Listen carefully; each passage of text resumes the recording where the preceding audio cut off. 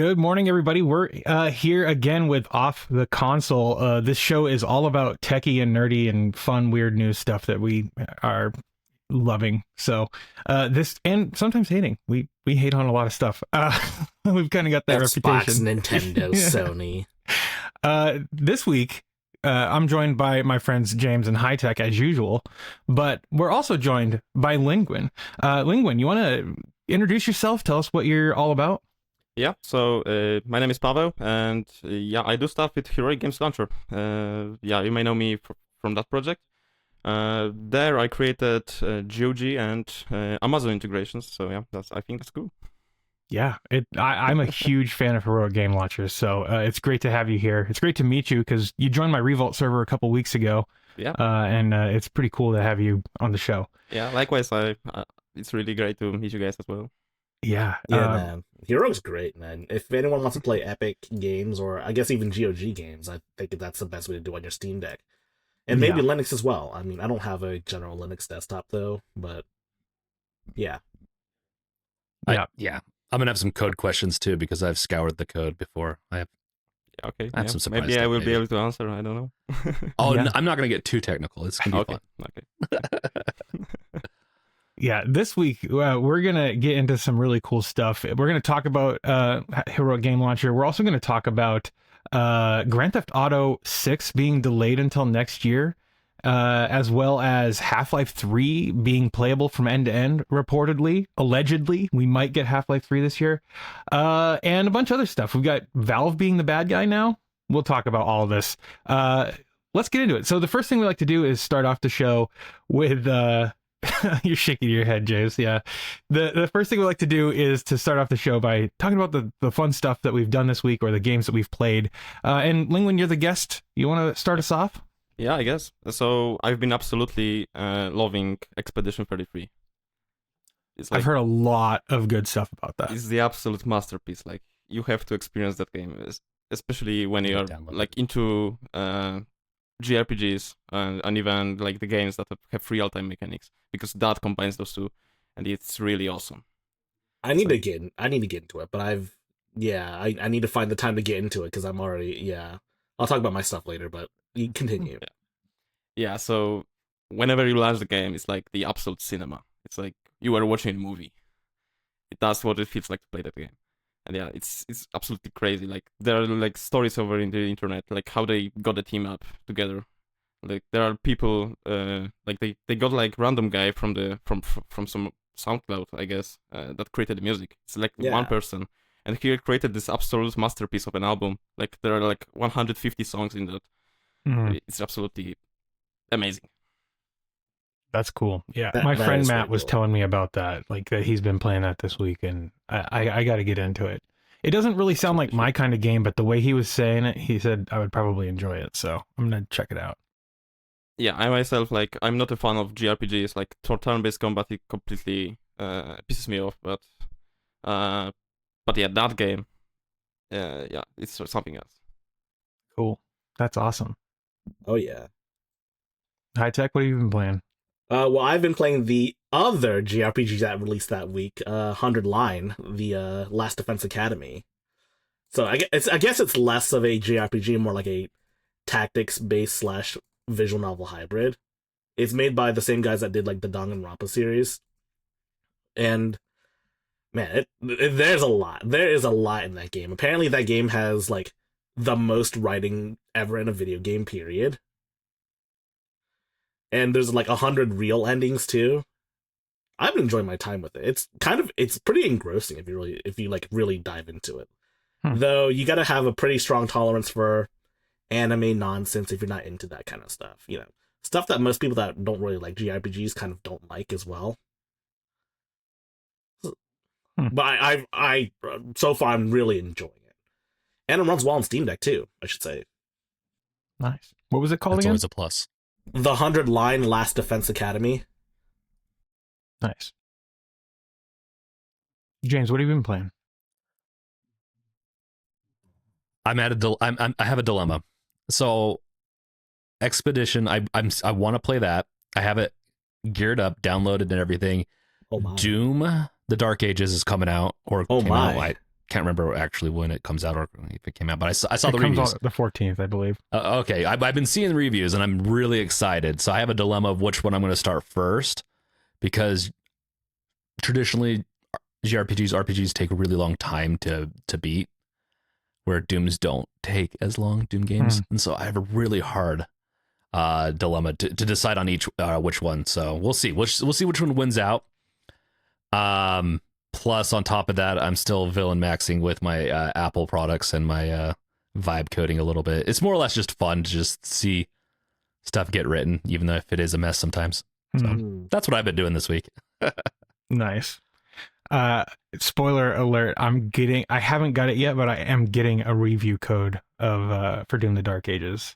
So pretty soon I'll have a review up on my blog and probably a review on my channel as well. That does sound pretty sick. Dude, I'm so excited. I have been working on a bunch of client stuff, so I haven't had a lot of time to do like gaming, but I am still working on my review of the Lenovo Legion Go S with Bazite on it. I'm almost done with the review. It'll be up on my blog first. And yeah, I haven't, but other than that, I've just been like programming like a madman and trying to get this video project done for a client. And it's just been, it's fun. It's rewarding. I've got like almost 4 terabytes of footage that I'm having to like edit together. So we'll see how that turns out. I think it'll turn out really well. Yeah. Anyway, this has been a fun week, and I wasn't here last week, so I missed what we talked about last week. But one thing that we want to talk about is that we have almost 500 subscribers on YouTube, which I'm super stoked about, and we've got several thousand hours of watch time over there, and we're also on the Fediverse. You can find us there. And we've got a lot of followers and views over there as well. So if you are enjoying the content that we make sure you get subscribed. However you want to do that. We got RSS feeds. We're on podcast.subscribe2.me, and we're on YouTube. Cool. Let's get into the first story here. And the first story is our guest. We got Heroic Game Launcher developer here, Linguin. And I believe you're one of the founders, right, of Heroic Game Launcher? Yeah, not really. Like the story happened with Heroic is pretty exciting. Like Flavio, the absolute core maintainer of it, created the project as a side hustle. Like he wanted to see how React works with Electron. Like he wanted to build an app. And yeah, he thought what would be the best way to get started, and he used like legendary CLI to interact with Epic, and he figured, why not to build a GUI for that? So yeah, that's how Heroic started, and it only became Epic Games launcher there. Then I came into the project in the future, and I started like expanding it. Maybe we should add more integrations like GOG. I did that. Then after like few iterations of that, we figured, well, Amazon Gaming is like the low-hanging fruit for the project, so why not support that as well? So yeah, that's how it came out. That's awesome. Yeah. Yeah, honestly, yes. And I love that it was just kind of like this like idea of, I want to figure out how Electron works. I love that. I'm developing a game and I'm developing it in Electron. So it's really cool to see like other projects that use Electron. So you mentioned that you were one of the people who wanted GOG support initially. Can you talk about like the process of integrating GOG into Heroic? Yeah, so it was really fun and rewarding. Like I was getting started with programming then. Like that was like really basic for me to get started with that. But yeah, GOG was like a store that I wanted to play, because mostly because I had like the Prime subscription, and then I got a code for Ghost Runner too. Not the second one wasn't then, but yeah, the first one. And then I figured, well, I want to play it on Linux, and like there is not really a good solution for that. So yeah, I wrote like the Python script that could let me download those games. But then I was like, well, this is similar to Lutris. It just downloads the installers and installs them. Like it wastes space. Why not do it like GOG Galaxy? Similarly like Steam, do it, just download files directly from the server and figure it out. So yeah, that's how I got into reverse engineering also. So I figured, well, let's see how GOG Galaxy does it, and look at the traces, look at how it communicates with the GOG services, and pull that together into that one program that was iterated upon many times, and how it became integrated into the Heroic eventually. So you said that you were starting out programming when you were brought into the Hero Games Launcher. I can't imagine that it was must have been a huge undertaking just bringing GOG integration into the Hero Games Launcher. Yeah, so like that was my first experience with Python for sure. I used to do like Discord bots before only that. I wrote like one Discord bot in JavaScript and the second one that could play music in Python. That was all that I really did before. But yeah, then I got into Heroic and I sort of learned my way through that. Yeah, it's really fun experience. Yeah, it's. Oh, sorry. Go ahead. I've been through. No, it's okay.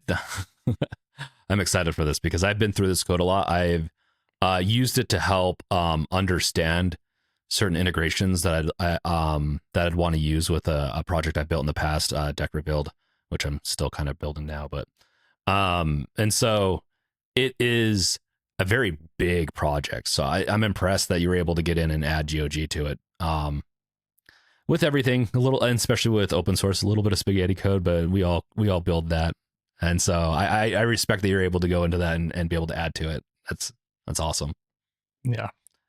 So I do have one question though, because I remember Hero Games being a thing before the Steam Deck. I wonder how the Steam Deck changed Hero Games as a whole, because I know it was a pretty big event in the world of Linux. Yeah, so we definitely wanted to support it like out of the box. So we figured, well, Flatpak is the best packaging format for that, and yeah, I think that was then when we started like creating the Flatpak package for Heroic and integrating all that stuff, like providing all the dependencies. I believe Mirko from Bottles helped us a lot with that, as far as I remember. Like we were really green to how Flatpak works and how it became to how it all comes together.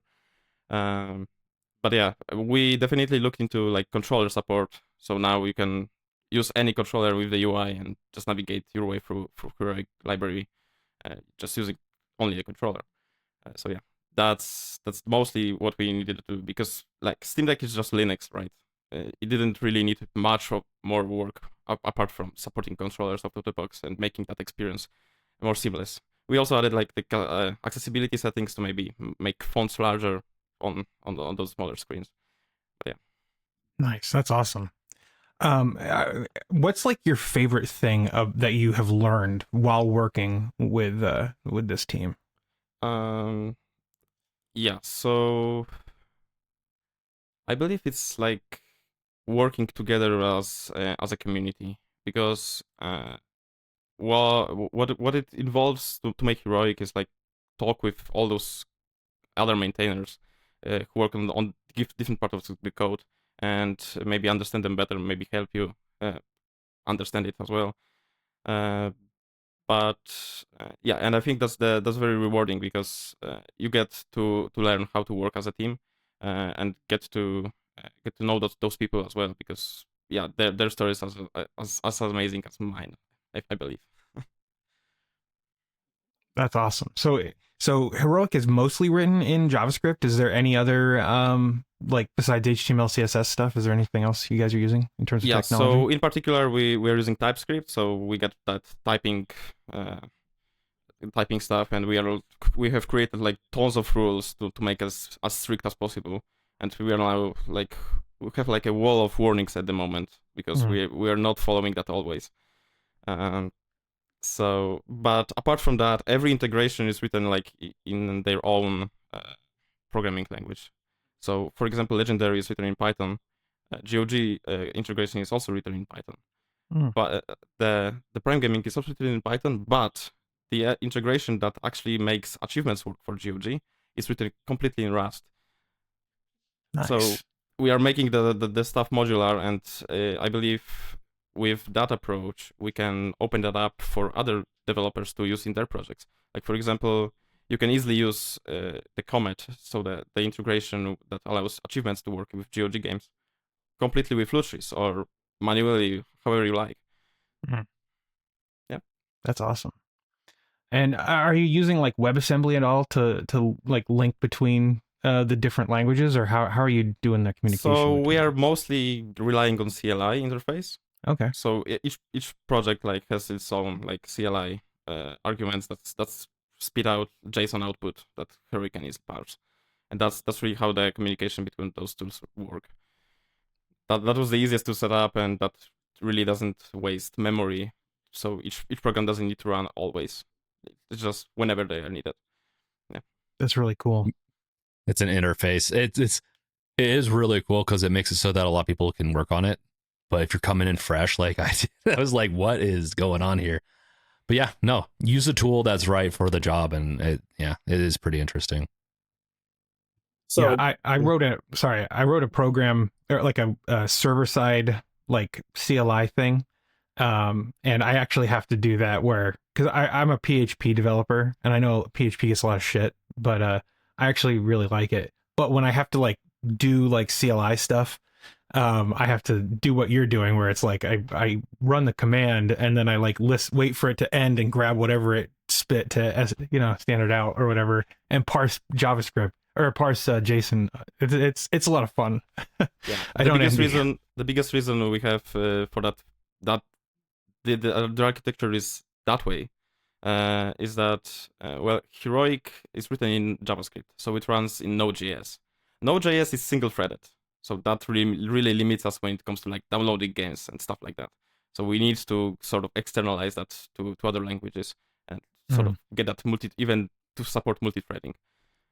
There's ways. There's web workers. There's a couple of ways, or you can with Electron, which uses Node as its engine, to do all that. So there's definitely architecture stuff. Like I've been I don't think I mentioned, but I've been programming for 15 years, and so, yeah, it's that's what makes this. I was really excited to see this because it's a really fun project, and I think a lot of the architecture is done really well.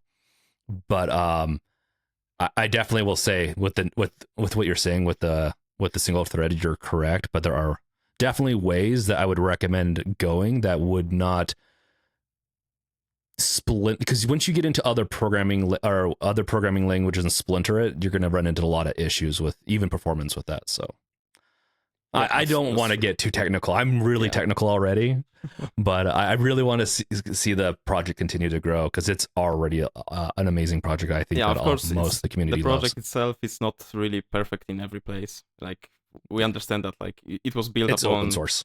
Yeah, it wasn't with a really lot of contributors designed. That tends to happen.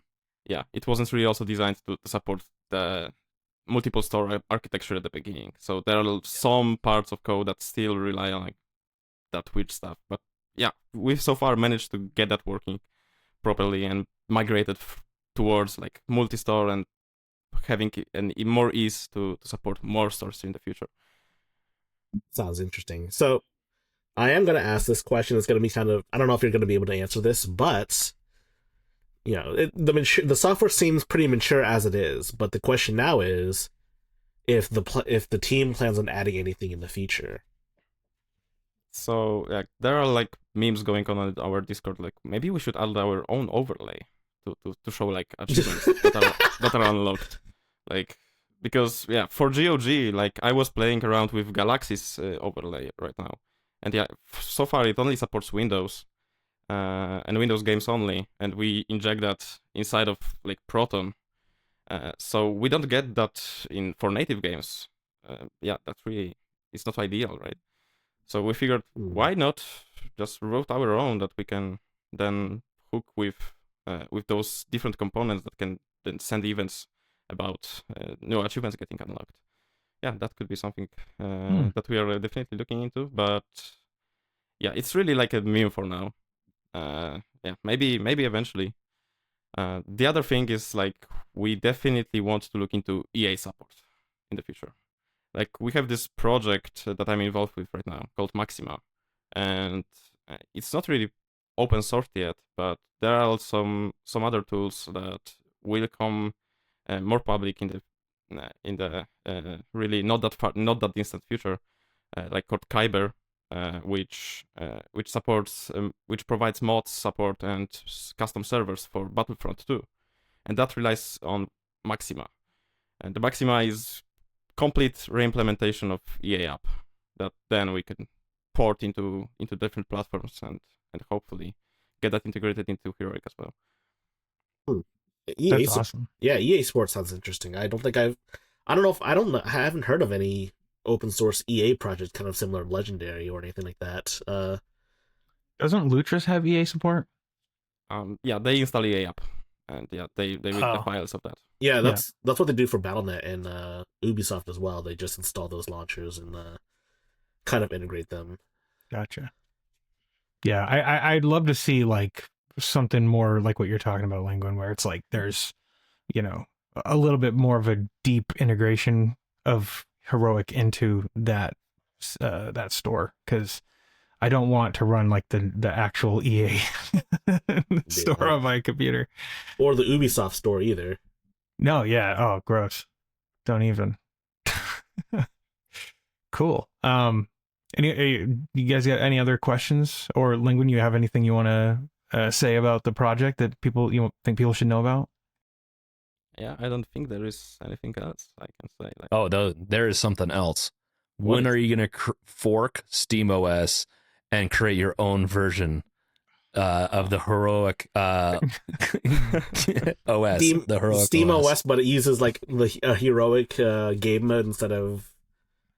Dude, that's crazy. That would be interesting. It's one that I've thought about. I've dived into it a little bit, and it's one of those things where I don't want to have the time to do that. I don't have the time, but if I did, that's what I would be doing. Yeah, I believe like multi-stores integration would be like perfect, like for that. Like you have like all the stores inside of like one OS. Yeah, that could be something interesting. Yeah, but yeah, I'm sure you have heard of PlayStation OS. Like I'm also involved with that, and I believe. Yeah, I'm not sure if you knew that, but I'm sorry. What OS did you say? Yeah, Playtron. Playtron? Yeah. I have. Okay. Yeah, I've definitely heard of them. I'm sure you have heard of that. Yeah. Yeah. So, I've heard there's a lot of controversy surrounding them. I do know that much. Yeah. So they are paying you fair though, right? Yeah, definitely. Well, that's good. Nice. Yeah. Yeah, but yeah, definitely the best part of that will be that it will also support like multiple stores inside of like one OS experience, and I believe that is like the core main selling point of that OS as well.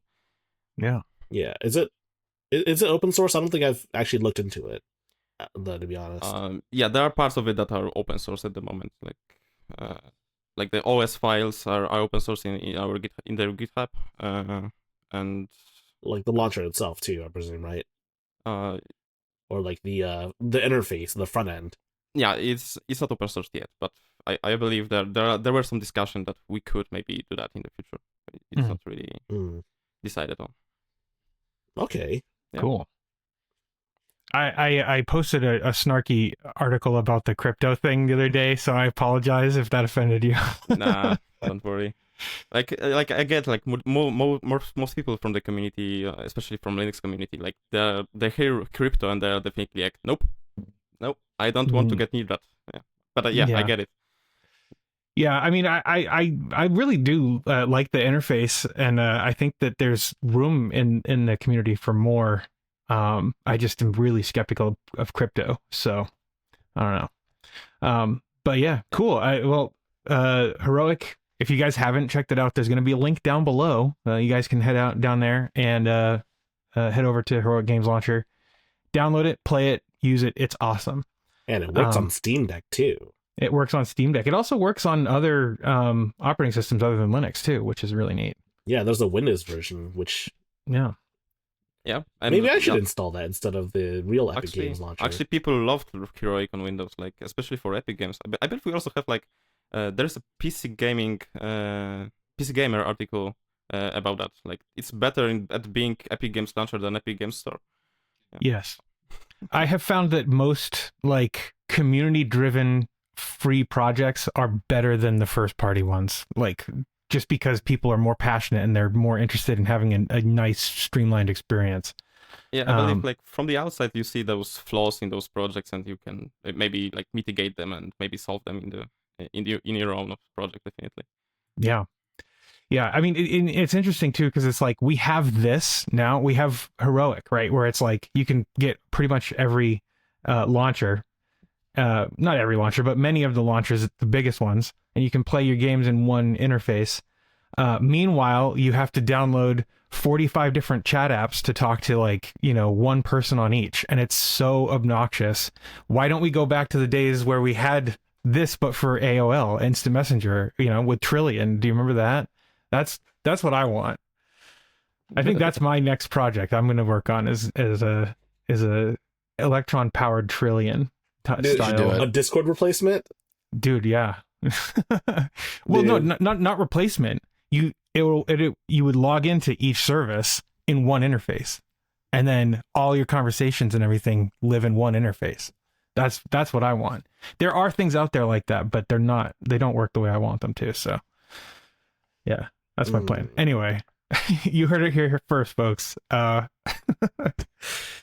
Let's see what's next on the stories here. Oh my gosh, Grand Theft Auto 6. You guys, tell me your thoughts on this, High Tech. My thoughts on Grand Theft Auto 6? Yeah, well, like their announcement, they're delaying it.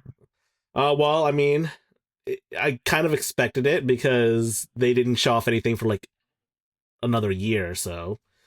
But I mean, they showed us a trailer, which you should pull the trailer, by the way. Yeah, I thought I did. I'm sorry. I have the wrong. There we go. There's the tab. There we go. So yeah, so we can't play it with audio because, of course, there's licensed music. We'll get destroyed by the copyright system. That tends to be the case. Heck, but just showcasing the video on the channel will cause issues. Rockstar is, they're really bad at copyright. Well, I think it's just re-uploading the footage. Well, here they go. They can content ID at 0.25% speed. There you go. Yeah, so I gotta say the game looks insanely realistic, and this is supposedly running on a base PS5. This was supposedly recorded on a base PS5, or from one at least, which is almost unbelievable if you think about it. The game looks really nice, though, I will say. Like, I don't know if games can get better than what this looks like in terms of like realistic graphics. We say that every generation, but it is pretty good. Now, will the Steam Deck run it? Yeah. At like 10 FPS probably. Oh no. I think the Steam Deck would right here. This is how it's going to look. This is how it looks on the video. This frame rate. I mean, I don't know. I think the Steam Deck would be able to play it at low settings, at low resolution, but that's only if Rockstar allows you to play it on the Steam Deck. I mean, my take on that is that it will not launch. Like, definitely, like it won't even initialize because like of like VRAM or something. It's like the game is so realistic. I don't think like Steam Deck will be capable of that. But yeah, I hope it will. But let's be realistic there. Who knows? Maybe by the time. Optimization techniques can allow for some of this stuff, but it's more cinematic. And doing an open world that's this realistic is, I agree with you, Linguin. Like, I'm curious what it's actually going to look like, or if this is just more like PlayStation 5 Pro, maybe, or if this is even, I don't know. Rockstar themselves has said this was recorded off of a base PS5. Like this is the base PS5 running it. I mean, sure. Yeah. I don't know if it'll be this smooth and this good looking when the game actually comes out, because we've seen how game trailers have great graphics, but then sometimes they get kind of downgraded. Anyone remember Watch Dogs or Cyberpunk? Spider-Man. I think Spider-Man 2 actually suffered from this. Spider-Man, the Insomniac one, the first one. I think it will look pretty close to this, but I am, like with optimizations, they have a whole year. Who knows why they're pushing off a year? We'll see. I think they could get here with appropriate optimization techniques. There's like texture streaming. There's a lot of different techniques, but will it be bug free? And I don't know. I want them to do a technical breakdown of this. That's what I want. That'll give me more confidence, I think. I think that it's theoretically possible that they could like do something with the VRAM of the Steam Deck to like at least get it running. I don't think that it's going to be totally impossible to run this game on the Steam Deck, but I don't know. By the time this is out, we'll have a Steam Deck 2 because this is not coming out next year even. Yeah. I don't know. Yeah, they usually wait a year for gold gamers to double dip because people aren't going to want to miss out on GTA 6 the first time around. This will come out on consoles. So yeah, sorry, continue. Yeah. So I mean, Rockstar's been doing this for all of their releases. GTA 5 was much the same too. Mm-hmm. They had to double dip, and I mean, I don't go to the middle of the trailer. I swear, there's a lot going on in the middle of the trailer that people people are like curious about, especially the increased focus on romance because I haven't played that many GTA games. I've only played like the last couple recent ones, but I don't remember there being a strong emphasis on the romance writing. And I think people have more or less warmed up to that sort of writing in video games, right? If you take hookers to in your car, then if that's romance, not they've romance. They've had romance for a while. That's not romance. That's business. Hey, it's not romance unless there's money involved. Come on. Yeah, exactly. This is Grand Theft Auto. So I don't know the why game's going to come out on console first, and then a year later. I think you're right, Gardner. I think we could have Steam Deck 2 by the time this comes out. So will it be optimal? Will it run on Steam Deck 2? Will it run on Steam Deck 2? I think it's a good question. Well, we'd have to see the Steam Deck 2 because we still don't know much about it at all. I mean, heck, we've seen so many devices come out now that are almost like 100 times faster, but even that's not enough for Valve. I think Valve wants like 200 times faster at the same battery life. I mean, I don't know. It's gonna have to be they want a generational leap. That's what they want. That's what they keep saying. And I don't see I don't see the existing competing handhelds being that generational leap.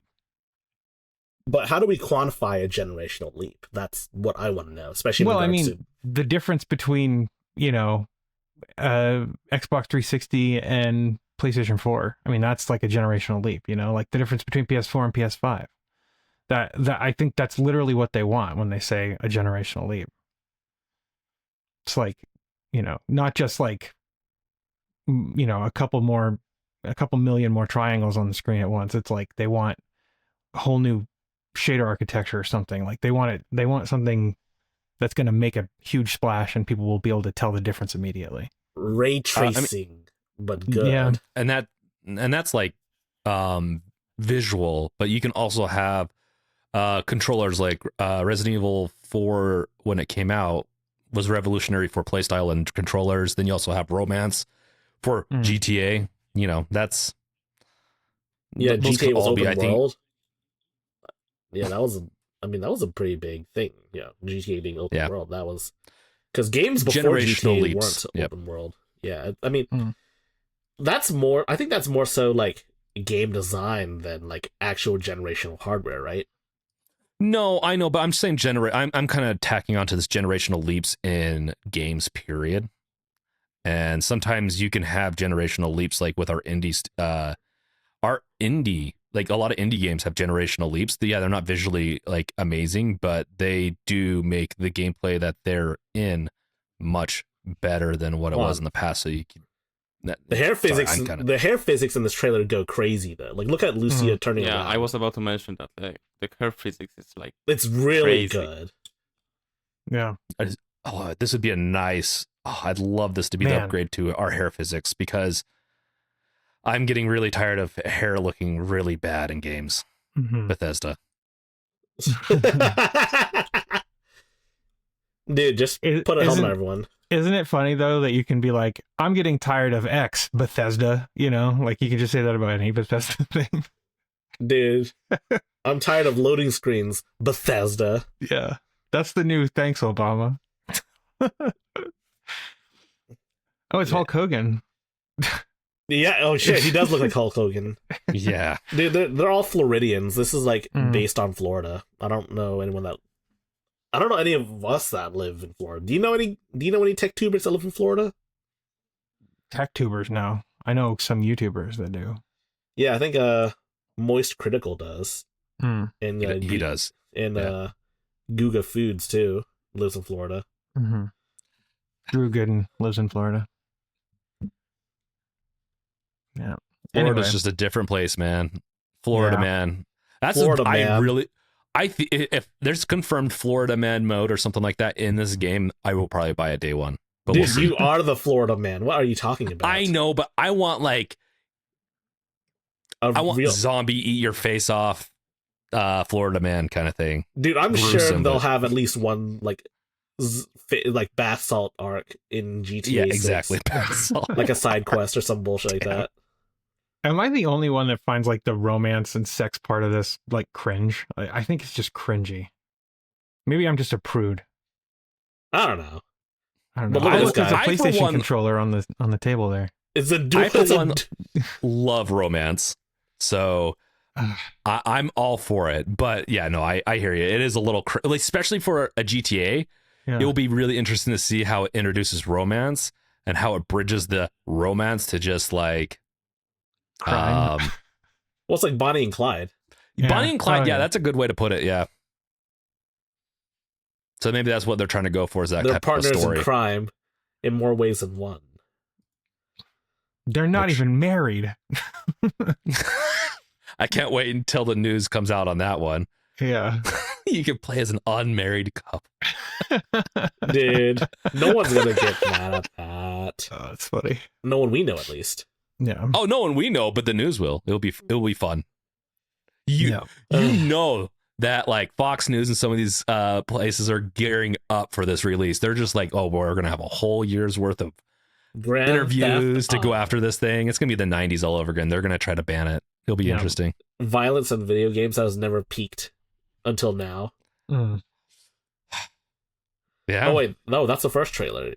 It's just playing the next one. Yeah. Oh yeah. Yeah. I think the game looks. I think the second trailer looks a lot better than this one. Yeah. It does. It And does. this one looked really good. Yeah. And man. Well, I I don't think- know. I mean, just like the fact that like there are characters with fine body hair that like kind of blew my mind when I was watching the other trailer, like the new one, because like, I mean, just like, and the sweat and stuff, like this guy's his like the hair on his chest and arms is like pretty crazy good looking, I think. You can just say it. He's good looking, dude. Well, I People mean, are- and the sweat. I mean, when he was walking into the building, right? Like you could see the sweat like dripping down his back, and I was like, it blew me away. I was like, holy shit! And like the way the Very tattoo impressive. kind of lives under his skin too. It's like it. Yeah, it's it kind of looks shiny too. great. Yeah, So The tattoo, actually, that type of texturing is really impressive. yeah, that's what I'm saying. Yeah. Yeah. Sorry, Linguin. Anything else? Like, we don't mean to be cutting you out. We go after these things sometimes. So Yeah, I mean, like, I couldn't say more. Like, yeah, I totally agree. Okay. are you gonna be playing this day one, or yeah, I will is this not definitely your try type it. of game? I will definitely try out, but I'm not sure if they won. Like, yeah, I will have to see like the reviews first, stuff like that. Smart man. honestly, I would Smart. like to wait until the PC version comes out. But like, if the FOMO gets really if that bad, then I might just buy it on my PS4, my Mhm. PS5. If it looks this good, I'm getting it because I wanted to study it for game development reasons. Okay, sure. Okay. You're not studying some. Studying the body hair. I'm The gonna be body hair. studying. Don't bother me. I might not be making it for a couple episodes, but we'll see. I've seen some other people try to analyze the trailer. And they like to point out the physics on Lucia, I should say, and it's kind of weird that they have a point. I don't think physics have gotten that like. I don't know, man. That's crazy. I don't want to talk about it anymore. Okay, well, we can move on. Speaking of physics in video games, Half-Life 3 is now playable end to end. This is exciting. I have been waiting for Half-Life 3 for my entire life because I am a Half-Life fan. And what are the details we have here, High Tech? It's playable end to end. And I mean, we don't know much more about it besides the fact that that was a leak. Now, just because it's playable end to end doesn't necessarily mean that the game is finished, or even really, I guess, in a good position. Because you could play a game end to end, but it could still be buggy as shit. And that's kind of what development's all about, right? Yeah. Constantly playing, testing, finding bugs, fixing them as you come across them. But he's still referring to it as. All right, so what he should say is that what he says is that it's not a VR game. Half-Life 3 is not VR. Which we expected, right? I thought it was going to be a traditional video game. Yeah, and let's see. Tyler McVicker also mentions that Eric Walpaw. Yeah, Fuck, I can't get his name right. He wants to do Half-Life 3, quote, so fucking bad, end quote. I mean, have you guys gotten your playtest yet? It's a pretty fun game so far. I have not, and I'm surprised. That's when you need to become friends with people at Valve, because it has entered the friends and family kind of playtest. Yeah, and it's just I'll like, send an email to Casey over there at Valve and be like, "Yo, hook me up." Hook us up. We're no, family. Me only, not you. No! that would bother me a lot, knowing that you're playing Half-Life 3. We should get Casey or like Pierre Lugrafy or Lawrence Yang in the podcast. I agree. That would be awesome. That would be cool. Okay, so I've lived in Redmond, which is just right by Bellevue, and I am tempted to go travel up to Bellevue, because when you're in that area, the Valve headquarters is like on, I don't know what floor. It's pretty high up, but you drive into like the garage, the parking spot, the garage, and all that. You can see the VR headsets. You can see a lot of stuff, and so I'm like, I wonder if I got some binoculars or something, if I could watch them play Half-Life 3. I'm thinking about traveling down and see if I can spy on some Half-Life 3 gameplay. Nice. Yeah, Linguin, if you're not fully aware, James and I are huge Half-Life fans. How do you feel about Half-Life? I've never actually gotten to play Half-Life. Oh, really? Yeah, Really? I really need to do that. Like I started the first game some time ago on my Steam Deck, but in the end I didn't really progress that much and just left it hanging there. Was this before or after the update? I believe that was after the update. Yeah. Oh, might have been understandable. Yeah, I mean, I still need to play. I haven't played Half-Life 1, but I have played Half-Life 2. Yeah. It's been a very long time though. I need to revisit it. Yeah, I've beaten all of them, and I even paid literally whatever the hell it was, like $1,000 for like the VR headset so I could play Alex, and for no other reason, because it was a deal. It was that good. It was a deal. It was that good, and when I beat it, it was literally like, dude, James, the last level when you're just like pulling that energy, dude. No spoilers. Oh my god, no spoilers. There's just like a really great mechanic that feels so good to use, and it's so well earned, and it feels so natural, and you're just like, oh dude, I know exactly how to do this, and I mean, it's like solving a puzzle in Portal. Like it just gave you that, it gave me that like immense satisfaction, and then 100%. to have that last cutscene happen, and it was just like, holy shit, dude, everything about Half-Life is just perfect, and I don't even care about the story. It's just so much fun to me. So I don't know. I agree. Maybe you had to be there, but I enjoy it. It really is fun. Like, I really am sad that people can't, because the Half-Life non-VR or the Half-Life Alyx non-VR version just really does not give it any justice. It's nice for people to be able to play that can't afford or can't have a VR, but like the VR experience is just next level. That's like I don't know. That's generational gameplay right there. And graphics too, because it was impressive. Yeah, I mean, just like right at the very beginning of the game when you're I can't remember his name, but what's his name? I can't remember it. Anyway, when you're looking him right in the eyes and he's looking right back at you, even though he looks kind of like a cartoon character a little bit, like he's a little stylized, you recognize his humanity, and it's like weird. It's such a trippy feeling. And then to also like look at Vortigaunt's in the eye, you know, and have them look back at you, and it feels like, it literally felt like when I went to Disney World as a 12-year-old and going on like rides, and it was just like this magical feeling. It was hard to describe, and just to have, and it was the same feeling with Half-Life Alyx. It was so strange. Anyway, we're talking about Half-Life 3, which I honestly don't. Here's the thing: I don't know if Half-Life 3 can live up to what Half-Life Alyx set for me in terms of experience. You know? Why do you say that? It's hard. It's hard because it's VR. Oh, you're muted, but it's hard because it's a VR experience, and like that is such a next level. I think Half-Life 3 will definitely be better than Half-Life 2 experience wise. I think they're going to have a lot of revolutionary gameplay.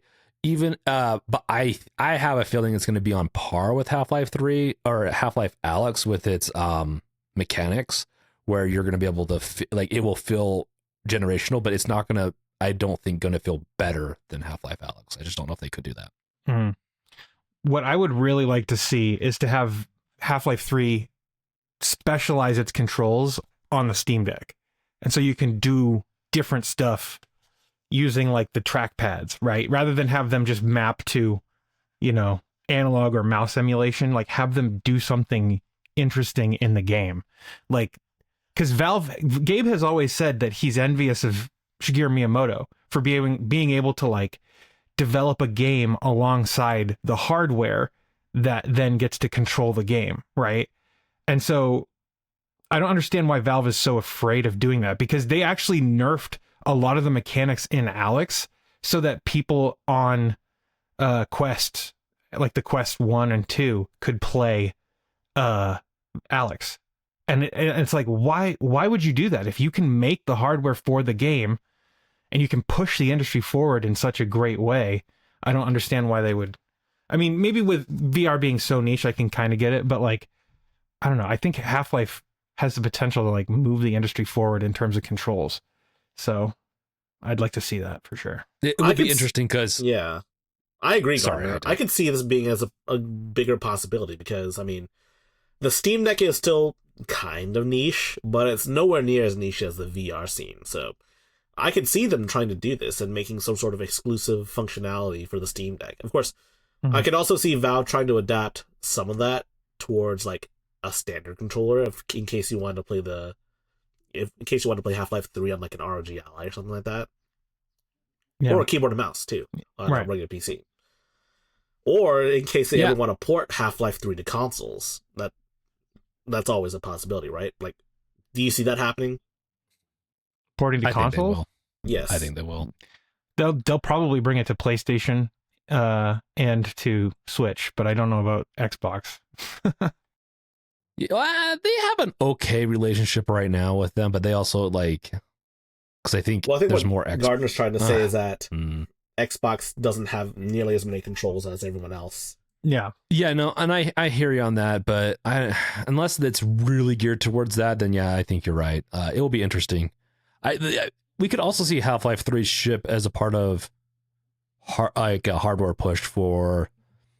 Probably Steam not, because they said it wasn't going to be VR like Deckard, but like Steam Deck 2 or like a Steam Machine potential push could also be along with that to incorporate new controls into it, because I think you're right about the controller stuff. Like, I think that's going to be their next generational push, is going to be controller based, because it's something that everyone except for Xbox people can enjoy. But I still think they'll make it playable for Xbox people, in the sense of like, if you just have a regular controller or mouse and keyboard.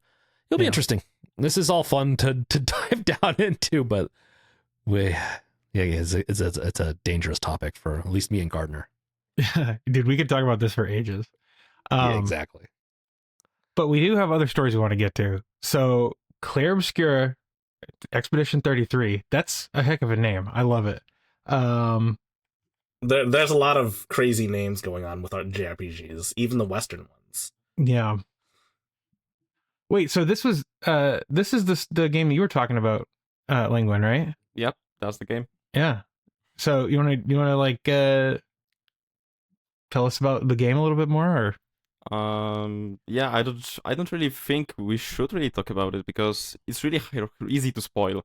oh, okay. Like the game is it's not that long. It's like the double A type of game. So even sharing like one screenshot of the game can like spoil you like the whole whole question that you may have at the beginning. So yeah, no, I don't really think we should go much into the detail there. Okay. Yeah. Fair enough. Other than we got to play it. Yeah, that's the only thing that you should be like aware of. I agree. Like right now, I agree with you have that. to play it. Hmm. Okay. All right. Well, I think the most. I think me and High Tech talked about it last week, but I think without spoiling anything, the developers and the whole story on how this was made was also very fascinating. With like 33 ex Ubisoft developers in Paris. I don't think that number's correct. I think they've since corrected that. I don't think it's literally 33. Yeah, Well, there is about like 30 of them. Yeah. What's that? There is about 30 of them. That's for sure. It's not really exactly 33, I believe, but That'd be really It's funny if close it to was 33 though. I said Yeah, it would be 33 probably ironic. on accident, but there's about 30. That doesn't mean that at the end of the day, when they finished it and shipped it, there was 30. But from my understanding, there was 30 devs or whatever, like 30 people from Ubisoft that were cut that started this in, what was it, Paris, Texas? No, I'm just in France. So yeah, it's fascinating and I would love to see this happen more. And I'm really hoping that this would be if investors really want to get like their money back, start eyeing over these companies that are laying people off or lay off like successful teams. See if they're pitching anything. Oftentimes they were in like a creative slump maybe, and that's could be one of the reasons that they were kind of being forced by corporate or something like that to do something. I would expect you to go after these low-hanging fruits of developers that are seasoned that are being laid off. Like, yeah, I mean, it must be disheartening working in like a big studio like Ubisoft because, I mean, let's think about it. When most people, like, when they're kids, they think, oh, I want to make a game. They're probably not thinking, oh, I want to like work. I mean, some people want to work on their favorite franchises, right? But I would think that a lot of people want to work on like their own original idea under Ubisoft or whatever and have all their resources. But very often that's not the case. And so just being able to break free from that and just make your own dream of a game is admirable. It's very difficult, and more often than not, the deck is stacked against you. But if you succeed, man, it feels really nice. Yeah. So the main reason why we're talking about this is because it's very rare for game developers. I mean, it's not that rare for game developers to prop each other up, but a lot of players like to go at each other's throats from different fan bases. When I don't really think that's fair, right? Like a lot of people that like Expedition 33 will talk about how, oh, they don't like the anime aesthetics of most JRPGs, or like, oh, JRPGs have been dead for a really long time. When I don't think that's really true, because I mean, we've seen plenty of really successful JRPGs like Persona 3 Reload or Metaphor, and and they're also talking about the other game I was talking about, the 100-line Last Defense Academy, and I think that game's pretty good. Oh, everyone's muted, by the way. I don't know if you guys know that or not. Yeah. No, it's cool to see like community, like games prop each other up. I mean, it kind of reminds me slightly of like when Doom Eternal and Animal Crossing New Horizons launched at the same week, and there was all the fan crossover. It was It's Barbenheimer so all over again. Right, It was Barbenheimer. so Yeah. good. Have you guys seen Barbie or No. Oppenheimer? I've not. I wanted to see Oppenheimer in IMAX, and I didn't get a chance to. I did. I've seen both, but not really like on such events like Barbieheimer. But But yeah, I did I've seen both. Well, it was American. It was Barbie more of an Heimer. American thing because they were releasing on like the same week. I think it was two movies that couldn't have been more different from one another. Barbie and Oppenheimer. Hmm. Honestly, man, I totally thought I would like Oppenheimer more, but I actually kind of like the Barbie movie more. Yeah. Wasn't the director of Barbie, wasn't she like a YouTuber at one point? I don't, I don't, I don't know. I don't think so. No. No. I don't know. But Both the good movie's movies. hilarious. Oh. The Barbie movie is hilarious, though. They're both good movies. Yeah. I haven't seen them. Dude, my favorite scene is when Barbie like she goes and like she like passes out and then like it plays this like fake commercial of depression Barbie. You should look it up. It's awesome. Yeah. Ah, Ugh. but yeah, we need some positivity in the gaming industry. Not like fake positivity, but like real positivity, you know what I'm saying? I'm all for positivity. All right. Yeah. But we got another story here. Age verification process for US players. Genshin Impact has to they're now being required by law to verify players' age. Is that right? Yeah, so so this is more for the rest of the gaming industry as well. I mean, they haven't charged, the FTC hasn't charged anyone else yet, but yes, with Genshin Impact, you have to verify that you're at least 16 years old. The game itself is rated T for teen though by the ESRB in the US, which makes things super weird. You know, they're required by law because they're including gambling mechanics, is that right? Well, Yeah, that they is the kinda idea. do. They kind of do, yeah. Like that's the thing with all the gacha games, I believe. Like where you have like those loot drops that you can open and maybe unlock the new character with that. So yeah, that is really similar to gambling, and yeah, that Yes. really makes sense. So the FTC page that I linked in the document as well, talks about loot boxes in this too. This is primarily due to the loot boxes. Mm-hmm. So there's a couple. Oh, sorry. Go ahead. Well, I was just gonna say, like, if they don't like that they're being required to do that, just don't make that kind of game, right? That's their entire business model. Yeah, it's predatory, man. It feels predatory to me. I don't know. I don't know anything about Genshin Impact. I just know that those kind of games are like, yikes. They make me grossed out a little bit. Well, I've played Genshin Impact. I am a casual enjoyer of gacha games, as in I don't pay any money because I know how to manipulate luck a little bit. Yeah. But essentially, this is what they have to say. So U.S. players have to verify their age. They didn't specify in what way that has to be done. Like if you have to like send in your ID or like take a picture of your face, and they just kind of use AI to determine if you're of age or not. But what we do know is that there is going to be a process. If you don't comply by July the 18th, your account will be suspended, and your friend list and account and your chat history will be deleted, and you won't get any further notices because legally they can't send you any further notices too. Hmm. And if you don't comply by July 20th of next year, which is basically by the time GTA 6 comes out, your entire account, your entire Hoyoverse account, will be deleted. And that includes not just Genshin Impact, but the other gacha games they run. They run multiple gacha games. And they're all really successful. So they're making a shitload of money. So there's no telling when the FTC will come after other companies, like or other games too, to be honest.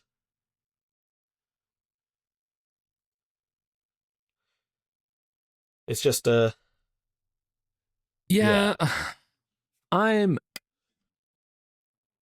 they obviously listen to us. They're going to be starting to put more age verification in. I'm waiting for the camera verification every time you get on your computer.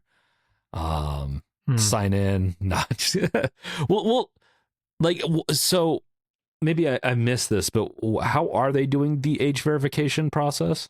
they haven't specified what process. Not yet, at least. They just They'll said that there will be one. Yeah, there's I a guess couple they would of use. I guess they would Yes. use something that's reliable, like the ID or something like that, because the face scanning is really easy to trick, right? Like you Mhm. can just show a different photo of someone, or I don't know, hand the phone to someone else or something. It But the depends ID on is the like, camera. Yeah. yeah, If it it's really depends. if it's an iPhone, you can't trick it as easily because it has depth. It can detect depth, so you can't do a photo. But But like like yeah. a photo verification with like an iPhone is still just their best guess. Like having an ID is like really the only way to verify. Like honest, like Well, I agree. Like, well, what they usually do is you do an ID and then you do a face verification, so you can't like that. Then we'll take the ID on the your ID that's in the maybe the like. I think that's probably how ID.me does it. Is that they do a multi-step. If you've ever done that, which is very like Hmm. very elaborate process that will need to be streamlined. I think in the gaming world, like if you're, I think there's room for like an ID.me kind of like age verification and verification process for identifying like, hey, yeah, I'm this person, and it's probably going to happen. This is going to happen more and more. It's not a bad thing, but it's definitely like if you're 18 or older, it's annoying. Like, I don't want to do this. Yeah, I You mean, know, this this whole thing changes a lot of things, and there's a lot of interesting questions that are raised because of this. First and foremost, what happens to the ESRB rating? Because the ESRB rating states that it's 13 plus. But if you need to have a verification system to verify that someone else is 16 or above yeah. to even play the Yeah. game, not even just to buy stuff, you have to verify to play the game at all. Then would it not just then is the ESRB rating even really worth having? Would it not be better just to like not have it, or better yet, the ESRB raise the rating? You can Well, think of it as two different steps. Like one is, and there, ESRB is an industry standard to police themselves. Right. And maybe I missed something on this. This is the FTC, so this is a governmental. They're not. They sometimes don't play well with industry, and so this is their saying, hey, we've noticed these certain things going on, or these certain mechanics, and this is what our process is. Right. They're two different yeah. well, I'm wondering if they're Agencies. like going to change the game based on your age. Like Oh, that's a possibility, right? that'd be a good way to get around it too. That would be a good way, yeah. Like like, but the big question is, kids can just bypass, like, if you can't buy the loot boxes if you're under 18, then you can just say you're 18, right? But if you have to verify your identity, Oh shit, that's true. But I don't think they're gonna do that because they've specified that they're gonna suspend your account if you don't comply by in like 2 months. yeah. But all it's saying is we're required by law to verify U.S. player age. Well, no. It says please ensure your age information. Failure to verify will result in account suspension. Yeah, but if you do verify that you're under 16 or whatever, then that doesn't say under 16-year-olds are not allowed to play the game anymore. Oh shit, that's right. That's true. Yeah. That is true. Let's see. Let's see the I think FTC that document. I think that they would probably do everything they can to keep as many players on board as they could, right? Absolutely. So, I mean, I think that it would make more financial sense for them to keep kids who have verified their age, playing the game, even if some features are disabled for them. Well, I can see that happening, though. At the same time, though, I don't know. You never know with these companies. Maybe the math checks out, and it's maybe cheaper just to cut off all of the 15 and belows. Yeah. I don't know, Linguin, what do you think about this? Yeah, I believe it really doesn't affect me, so I'm not sure what to say about it. But so yeah, age verification is really tricky, like for those companies, and yeah, I believe they have to come up with something and yeah, check their math definitely, like you said, and see if it really makes sense to cut off the player base, which probably is quite substantial, especially in US. Yeah, the graphics of the game, I believe it's really appealing to especially younger audience. So Yeah, for yeah, sure. it is Yeah. tricky. Yeah, it is a tricky tricky situation. What I'm more curious about though is what about other games besides Genshin Impact? Because if the FTC is going to target Genshin Impact, then they should target every other game with loot boxes too. Everything under the roof should be targeted. Well, I mean, this article here says, this is from the FTC. It says FTC settlement orders bans on sales of Genshin Impact loot boxes to kids under 16 without parents' consent. So it sounds like they're just going to disable loot boxes for kids, which, you know, honestly, I think that's a good thing. And this just could be the tip of the iceberg for them, right? Like they could be going after all the other games that have loot boxes that are, you know, marketing them to kids the way YouTube did for content that was aimed at kids, right? And I think that that's generally a good thing for the government to be doing. Is what did YouTube do for kids? I don't actually remember. So if you make content that's specifically aimed at children, then you're not allowed to monetize your content for the most part anymore, because you know, there was so much like disgusting stuff that was being aimed at kids, that they just had to like disincentivize that. Right. Wait, like entirely like unmonetized or like limited monetization? Because It's I very still see... limited monetization. Okay, yeah, I was wondering because I still see plenty of like stupid kids channels pop up like whenever I have to go over to my sister's house to watch the kids. Yeah. Like we stopped watching Cocomelon. Thank God. God, Cocomelon. But yeah. The worst. I still see a lot of like stupid kid brain rot bullcrap. Yeah. Back in my day, we had Dragon Ball Z on Toonami. Dude, when I was You still do. They're still making Dragon Ball. Yeah, but kids aren't fucking watching Dragon Ball Z. They're watching fucking Cocomelon or like Ryan's World or whatever. Completely different age brackets. Completely different age brackets. Yeah, oh my gosh! Don't ever have kids. High tech. I'm just kidding. No. I'm kidding. Yeah, my 4-year-old or 3-year-old liked Cocomelon. Brain rot though. It was very limited on how much he could watch. So yeah. Yikes. So Cocomelon. right. I think this is interesting because it will be interesting to see how they can actually verify this. And if they're gonna, it'll be interesting. I'm really curious to see how the industry goes with this. This feels like, honestly, something more the European Union would do, and we would get something benefits because of them. I think it'd be more beneficial if they also target, like, they need to target other games too, because right now it's just one game. Like, they should target sports games, because sports games are literally rated E for everyone. Mm-hmm. Which includes gambling. Gambling is rated E for everyone, apparently. Well, it's gonna, at some point, the big players like Sony and Steam are gonna have to create some kind of age verification system for their platforms. Like, it's not just gonna be up to each game to verify. Like, it's gonna have to be at a platform level, I think, because it's untenable otherwise. Yeah. Do you think Valve will do this?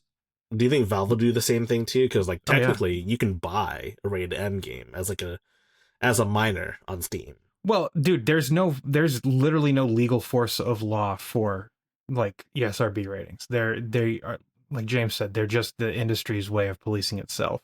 And while, like, you know, Walmart won't sell you a game if you're under 18 if it's rated M, you know, Valve doesn't care. But at this point, like, you know, having every game developer have to like collect this sensitive information and store it and keep it, you know, make sure that it's accurate and all this stuff, it's just untenable for the industry. Like, it's gonna have to be at Valve's, you know, or Sony's or Nintendo's door to do.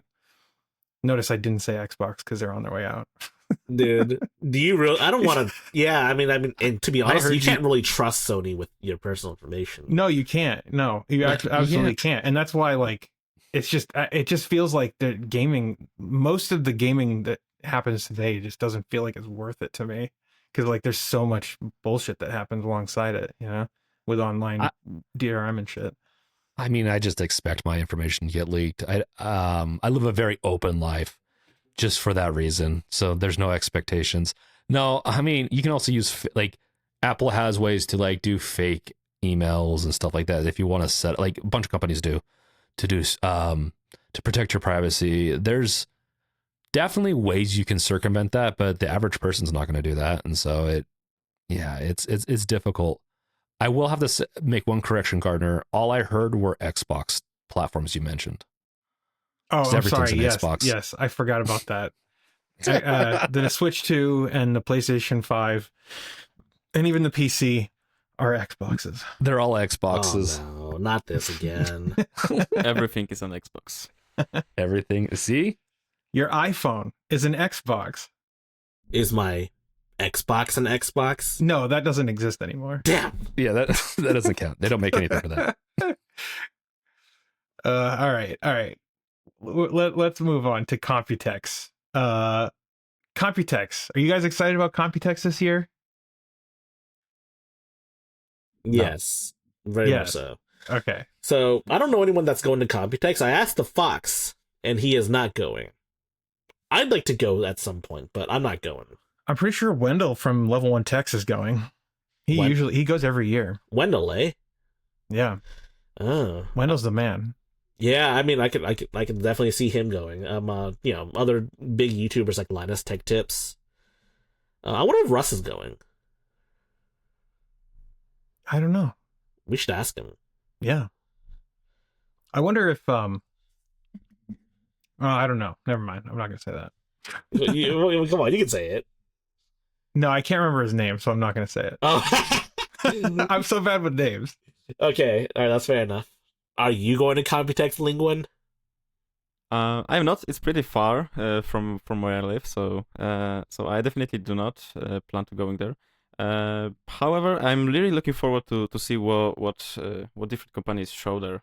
I'm definitely interested in seeing like new stuff coming to ARM. Because those devices, especially for gaming, are going to be huge in the near future, I believe. Yeah, I mean, there's a lot. I mean, there's a lot riding on ARM these days. And do you guys see the hegemony of AMD and Intel's x86? Do you think that's going to come to a close at some point? Honestly, it should in some form or fashion because it's just not as efficient of an architecture. But I definitely would like to see more ARM, but ARM is not. ARM has its own struggles that need to be overcome before I think we get into the a full ARM. I'd rather see Risk 5 personally. I would definitely like to see. Yeah, that's a hard one. Dude, that is hard. I've used ARM, like the Apple products are just really power efficient. I'm shocked. With how much performance I get with my Apple products, but I will say one thing. Yes. I'm excited to watch Computex or to see, not watch it, but like to see what comes out of it, to see the next generation of NVIDIA products that we can't buy because they're going to be too expensive and not make enough of them. That's what I'm excited for, is to see what I won't be able to get. Jensen's given the keynote here. Yeah. Oh God, fucking NVIDIA. So speaking of Computex, I should have really added this as a topic in the document, but the ROG Ally 2 was leaked. If you guys saw that, with the Xbox logo on it. Yeah. Well, we don't know if it's going to be called the ROG Ally 2. It probably will be. It's going to be called the ROG Ally Xbox, allied with Xbox.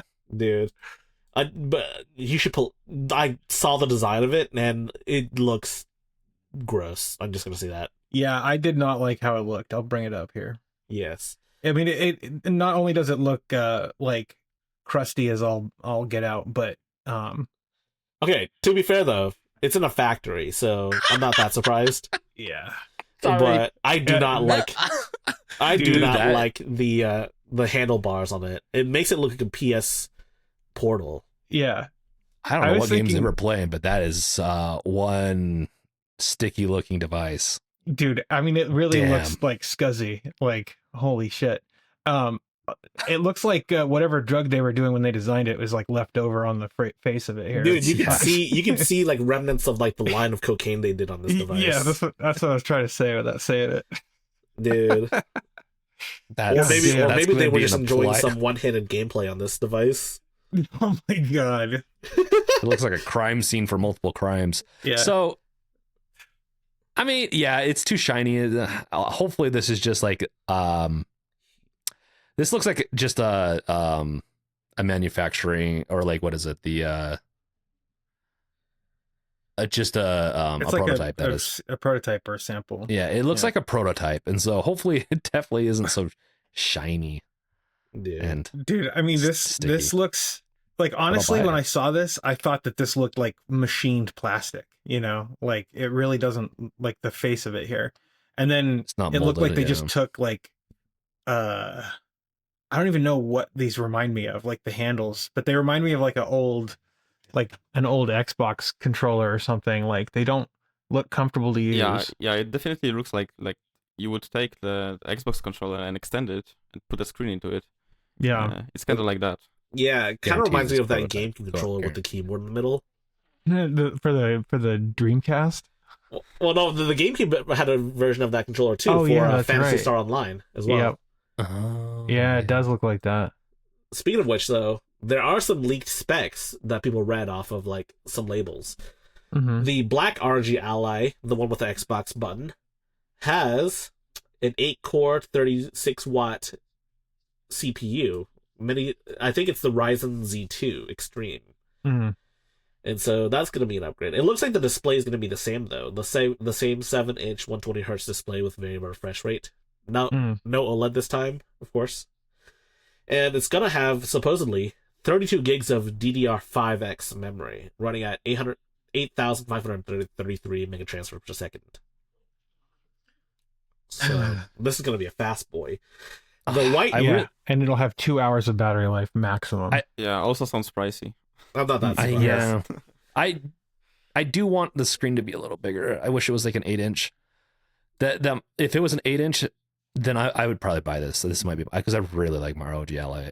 At 7 inches, a screen does not need to be 1080p. At 7 inches, you can get away with 720 and it looks fine. I disagree. It even looks great. I disagree. I disagree. I notice the differences. I can't, dude. I'm literally, I mean, I wear glasses, but I'm literally sitting here comparing the two, and I literally cannot see a difference. This is an 8-inch and this is a 7-inch screen, and I cannot see the difference between the two. That's just my opinion. Maybe it's in my mind, but I feel like I can see the difference. It also doesn't help that most games don't run at the native resolution on here. That's true. Well, That is... upresing does help with higher resolutions too, but yeah. So there is also a different white model. I think I see a picture down there in Gardner. Yeah. Yeah, so the white model has a 4-core 20-watt CPU, and it's dubbed the, quote, AMD Aerith Plus. Aerith Plus. So if you guys recall, there was a little news story about about a new Aerith CPU, but I think Pierre-Louis Graffai deconfirmed this. That the Steam Deck 2 is not going to use the AMD Aerith Plus. So, but overall, it's mostly the same specs, except 16 gigs of the same DDR5X memory and a much weaker CPU. Well, I don't know if it's much weaker. The GPU might be on par, but it has less cores, so might be less preferable for something like emulation. So That's weird. I'm calling it. This is the final design, because this looks injection molded to me. And dude, and they literally, you can't like like an injection molded device like this. You're not going to go back to the drawing board. You've spent hundreds of thousands of dollars on the actual mold for this. I think that's what it's. I mean, and if you look at this too, like this really does look like the same exact shell, but in a different color. And I think that this is probably what the final device is going to look like. No, don't do this to me, Asus. So when it comes to those things, I always give them the benefit of the doubt. Maybe it actually fits nicely in hands, and maybe it's actually ergonomic, and it's actually like nice to use. Oh, Let's hope. I don't doubt that it's ergonomic. I'm sure that with the handlebars, it's more ergonomic. I just don't like the look of it. Yeah, I think it looks better than the Legion Go. So That's the original. The original. Have you seen the sorry. Legion Go 2 though? Yeah, it. I don't know. I just the original, like it. Just, I didn't. So anything that looks better than that, which this does, is I'm already like, okay. It's a comfort thing. It looks more comfortable. Like I wouldn't be against it, but at those specs, I don't care. Like I don't care. I already have a spec device like that. Through that.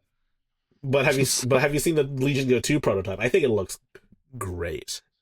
And it's gonna be I a think true I stat have. monster. All right, I'm looking it up. Legion. Yeah, I was gonna. I'm pretty sure I have. It's a prototype, yeah. Legion Go 2 prototype. So that is also one that I'm pretty excited Is for this it? because I think they're fixing no, everything that's from not it. Legion Go 1. Type in prototype. There are pictures of the actual prototype itself. Yeah, that's the picture of it up there, the first one. This one. Yeah, it's much more rounded. It's very similar though, I would say. Oh, But much better. Yeah. yeah, That's so exact- so that's okay, cool. supposed to have a Ryzen Z2 Extreme. It's supposed to go up to 32 gigs of RAM, 1 terabyte of storage. It's supposed to have a 144 hertz OLED panel running at 1200p instead of 14 whatever the 1440p equivalent of 16 by tone was. It's supposed to have a 74 watt hour battery, which is Wow. nice. Yeah. I think this is going to be my next one. Yeah. I say that about everything on here. Dude, that's what being a techie is all about. You see one is like, The oh, next that's gonna be one. your next one, and then the next one's gonna be your next one, and so on and so forth.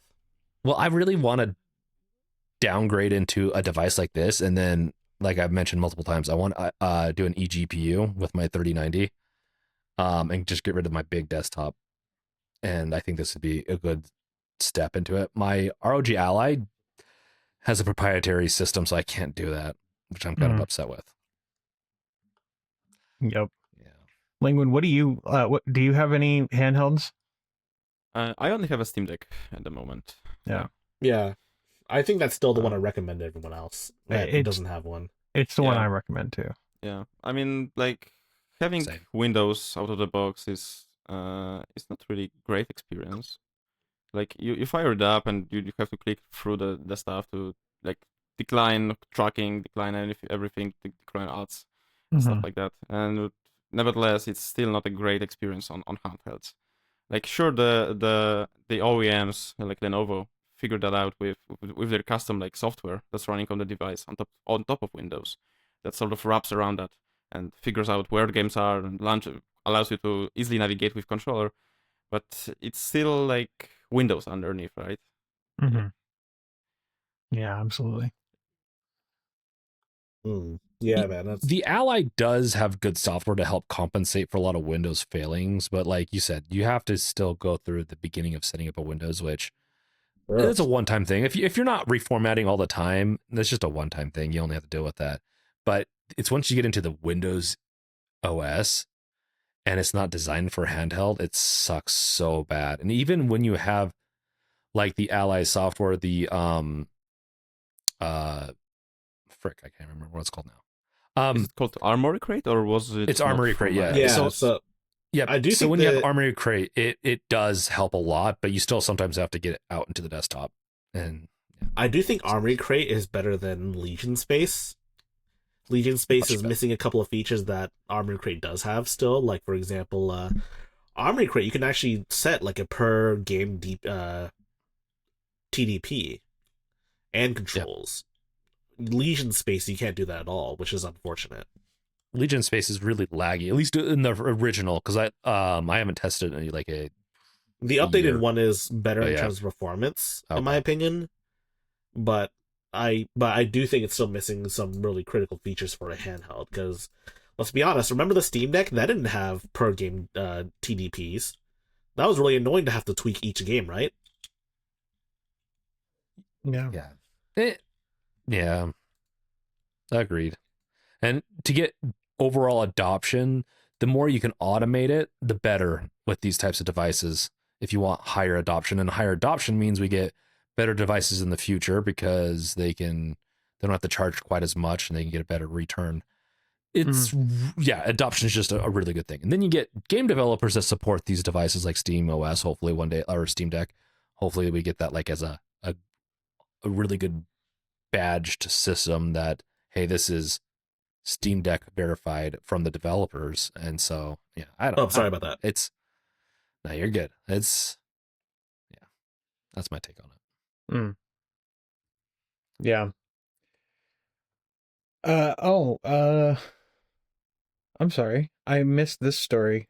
The classic offensive thing here. What is this about, High Tech? So that was supposed to be talked about with the Half-Life 3 topic. Yeah, I'll cut it into to that. Oh, no, you don't have to. That's fine. Okay. All right. Well, I missed it, so that's fine. Let's talk about it. So the classic offensive situation is that some developers got greenlit and permission from Valve multiple years ago to make something called Classic Offensive, which is a CSGO mod that lets you essentially experience classic Counter-Strike, but with CSGO graphics. Mm-hmm. And very recently, it's been Valve apparently issued a cease and desist against them. A very, dare I say, Nintendo move, if I say so myself.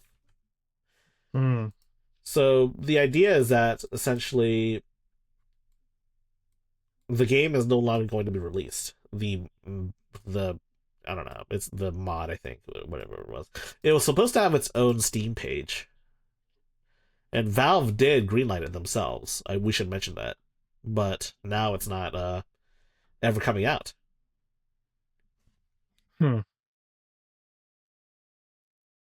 So this is hard because I swear they've done this before. They've had to do cease and desist orders before in the past to protect IP. So if you don't protect your IP, you can get it pretty much stolen, and I guess in a way or not. So I don't know. Like, there must be some lawyers. Maybe they have a new lawyer set. I don't know, but or like a new firm that is. So I'm going to give them a little bit of a benefit out on this, but yeah, it does suck. Hopefully what they'll do is they're going to be behind the scenes, because in the past, sometimes they'll just like, hey, why don't you come work for us and you can do this behind the scenes.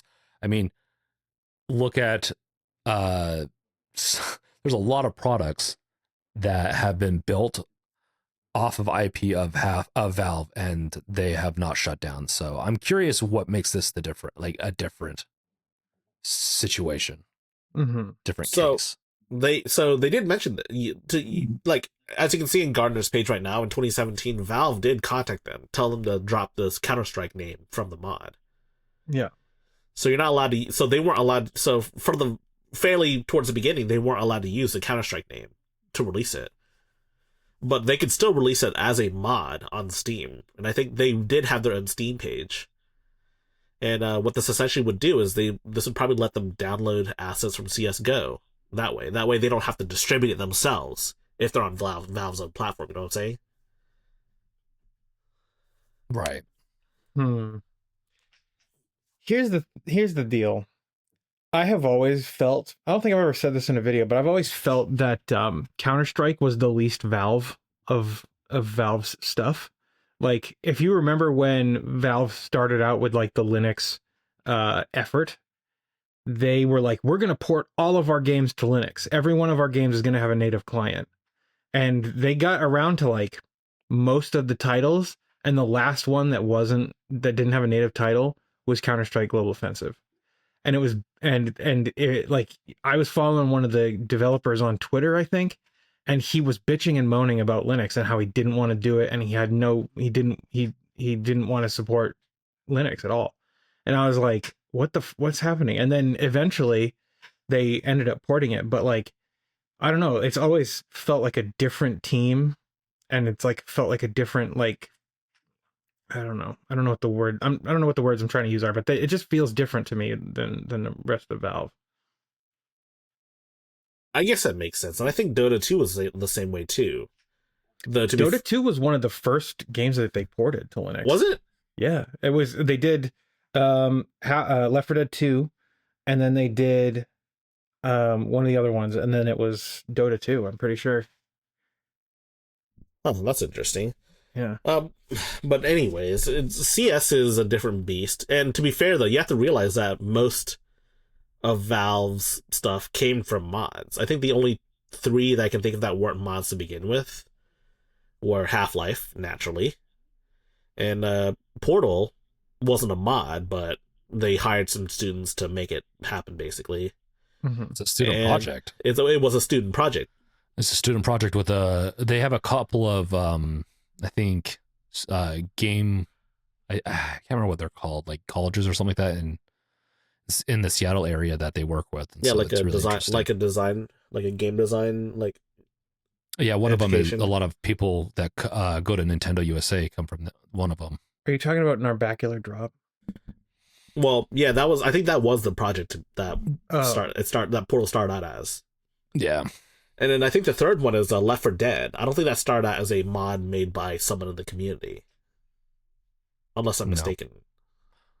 Left 4 It wasn't a mod, I don't think, but I think. Well, I remember seeing videos. I think it started out as like as an internal modification to CS and get the Counter Strike inside of Valve, of course, not like made by someone else. But I mean, yeah, if you look I'll at have to look at that. if you look at Valve's roster of games, though, Counter Strike itself was a Half-Life mod, right? Team Fortress started out as a Half-Life mod too, right? yeah. And then Dota 2, I mean, Dota started out as not a mod for any Valve games, but actually started out as a mod for Warcraft 3. And those are like probably their biggest 3 games right now. Yes, even TF2, Yeah. right? They all start out as mods to a video game. So I think it's unfortunate that Valve decided to. I don't know, man. It's crazy. Valve is like the last company I would have seen doing this. Yeah. I don't like this. I think there's probably more to this story than we're being fed here. I mean, Yeah, according to definitely this, there's something definitely going on behind the scenes that we are not aware of. yeah. That's for sure. According to this, Valve's stance is that they don't allow derivative content mods except for specific games of their intellectual properties. That doesn't sound correct to me, but it could be. Modding their games is I mean, against it's not the Steam- correct because there is a game that was built. They acquired them eventually because they wanted more to give them more funding. But Black Mesa is a game that fundamentally is a derivative work. Yeah. So Yeah. Well, the question is, it doesn't use any Half-Life assets, right? Like, all the assets are like made from scratch, right? I don't know. I don't know, but I think it uses the engine, and I wouldn't be shocked if it didn't use some, but it's derivative though. It's as derivative as you can get. It's a remake of a game of Half-Life.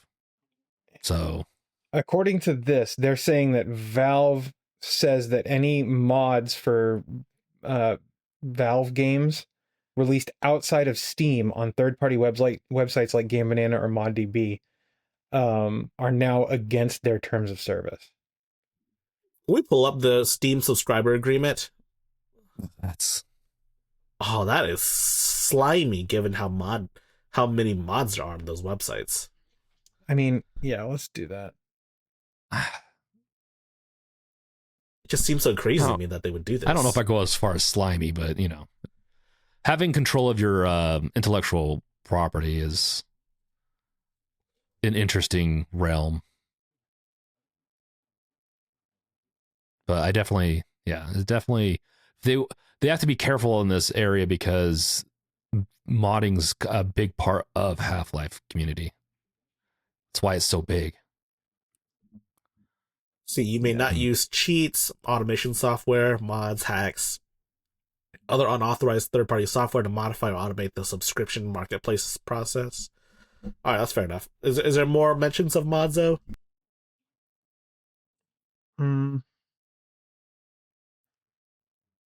See, you grant Valve and its affiliates the worldwide, non-exclusive right to use, reproduce, modify, or create derivative works from, distribute, transmit, transcode, translate, broadcast, or otherwise communicate, and publicly display and perform your user-generated content and derivative works of your UGC. I mean, that's kind of standard fare right now for that stuff. Yeah, it is fair. I don't know. Here's the problem is that it's really easy to write a lot of um a lot of content or go after, like, you're not happy with verdicts or what's going on, and to write something and not knowing the full story or everything that's under, like, what's truly going on, is really difficult. That's why we have the legal system, right? Is so that you can take both sides to figure out what's going on. So it's really easy to say, well, this big guy is taking on this little guy and they're bad. So it's hard. So Garner, you know that screenshot you put up on their website? Yeah, I think this looks more like an email. Yes. Yeah, so I mean, if it's actually from Valve, then, well, fuck. Oh, okay. So it all makes sense here. Regarding Classic Offensive, the Steam subscriber agreement does not allow modders to distribute game assets or game engine code. We're concerned you're about to ship something which violates that and will infringe our IP. So if you make mods through Steam Workshop for Valve games, you have the game already installed, and the mod is not distributing any of Valve's actual content, right? It's just a mod that's using the assets that Valve distributed to you. So if what they're doing here is distributing, assets or code from the engine, then that would violate their IP. So I don't know. Yeah, that's if that's the case, though. I mean, that makes sense. But at the same time, though, I think it was supposed to show up as its own page, like its own game entry, like its own game IP, because mods can do that. Like standalone mods can do that. And so my thoughts are, perhaps maybe they distribute whatever changes they make, but it also forces you to download, CS assets from Valve directly, because technically, if you're doing it all through Steam, and I guess Valve lets you do it, but I guess in this case they didn't let them do it. So I don't know what the heck's going on. Yeah, I think Valve should clarify their stance on this, because if we take them at face value, it makes it sound like Valve is going against modding the same way Nintendo would, or like derivative works. I think this is a different case, but I agree. Like, I would like them to come out with more clarifications, but I don't think this is quite the same as Nintendo. No, because if you want a mod, you just mod I don't know. A standalone mod is a little different than a modification that's distributed through a third party, or that like installs right into the game. Yeah. I mean, I was thinking maybe they could use like the legacy branch of CSGO, but at the last line there says, additionally, the CSGO legacy branch is not supported and may be removed at any time. So, I mean, the thing is, like, Counter-Strike is such a huge cash cow for Valve, like, that they don't want to have CSGO be a separate thing, Yeah. I have a feeling that Counter-Strike is its own kind of maybe internal processes or allowances. Like, if this was Half-Life or maybe something else, maybe they would be a little bit more lenient, but I don't think they typically like modifications on multiplayer games. Yeah. I can see it. I don't know. It just feels weird that this would happen, like, at all. I feel like without some clarification, it's just gonna be people trying to, like, paint this as Valve, Valve being the bad guys. I think people need to stop being so reactionary. I'll just say it, right? Like, just, you see one little bad thing about a company, like, I know we crap on a lot of companies, but like, you got to stop being so reactionary to every little thing you see, and actually, get some more information before you make a decision on either side. Mm-hmm. This is one of those cases. I think there's other cases where something like a company does, like Nintendo, is like, okay, yeah, well, you have a track record of really being kind of an asshole. Yeah. So I really hope that Valve isn't going down a different path. Like Counter-Strike, I get that. If this is how they're going to treat Counter-Strike and that IP, I understand. But I really hope they don't go too crazy with litigation over their IP of other stuff, unless they really feel like they have to. Because you can, like I've mentioned earlier, you can lose your IP if you don't defend it well enough. It's a pretty big it's just a well-known thing in the IP world. If you don't defend your IP and your copyright and all that like long enough, especially if you're a big company, you can lose the rights to it. Well, not you necessarily lose the rights, but then it's just kind of fair game if you don't defend it well enough. So yeah. I don't know. I don't know. I just don't see this being like, it feels like they're both kind of in the wrong a little bit. Like they really can't distribute like Valve content, frankly. And it feels shitty that Valve has to put their foot down and say no. I don't know. Yeah, I agree I don't with know. that. I think Valve should respond to it. Even if they are totally in the right, they yeah. should just respond to it and like clear the air. Yeah. Linguin, you have any closing thoughts on this? I think everything has been said, but yeah, it seems to me that what Valve really does here is just trying to make sure the devs of this don't ship their content like sounds, models and maps because like you said, shipping that and redistributing it, because the game was supposed to be the mod was supposed to be a separate store submission, so they would need to like redistribute that content. So yeah, it seems to me like normal legal move from Valve here that really prevents that from happening. They should have maybe figured out different solution to that, but like in the email that you pulled out, they clearly state that they don't support CSGO, so you have really limited options, and you should try and use Counter-Strike 2 while it's being supported. So yeah, it really like I think essentially what Valve did was like close off CSGO chapter totally with this. Like don't even try to use the CSGO anymore. Like if you want to do something, you do it with Counter-Strike 2. That seems like the move from what I see here.